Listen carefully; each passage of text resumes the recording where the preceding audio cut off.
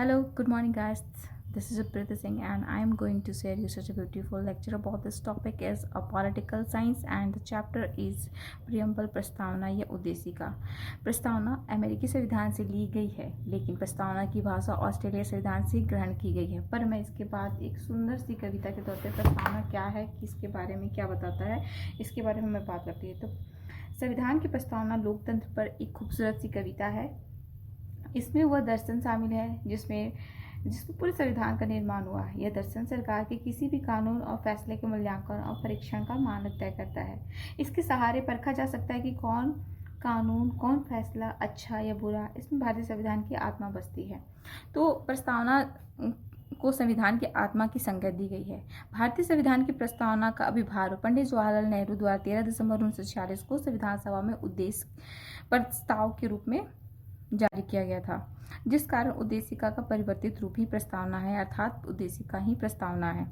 प्रसिद्ध न्यायवाद और संविधान विशेषज्ञ N.A. पालकीवाला ने प्रस्तावना को संविधान का परिचय पत्र की संज्ञा दी थी। हम प्रस्तावना को समझेंगे कि प्रस्तावना क्या है। तो प्रस्तावना की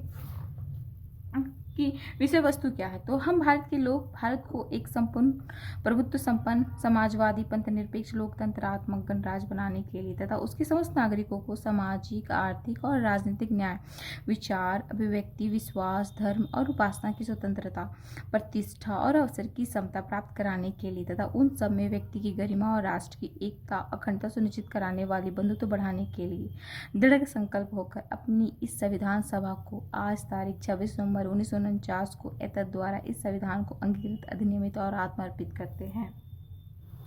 प्रस्तावना के कुछ महत्वपूर्ण तत्व होते हैं, जैसे कि संविधान के अधिकार का स्रोत। प्रस्तावना कहती है कि संविधान भारत के लोगों की शक्ति अधिग्रहित करता है। भारत की प्रकृति यह घोषणा करती है कि भारत एक संप्रभु, समाजवादी, धर्मनिरपेक्ष, लोकतांत्रिक व गणतांत्रिक राज्य व्यवस्था वाला देश है। संविधान के उद्देश्य हैं। इसके उद्देश्य क्या क्या हैं? इसके अनुसार न्याय, स्वतंत्रता, समानता और बंधुत्व संविधान के उद्देश्य हैं। संविधान के चौथे भी आयाम है, तत्व है, जिसे संविधान लागू होने की तिथि यह 26 नवंबर 1949 को तिथि का उल्लेख करती है।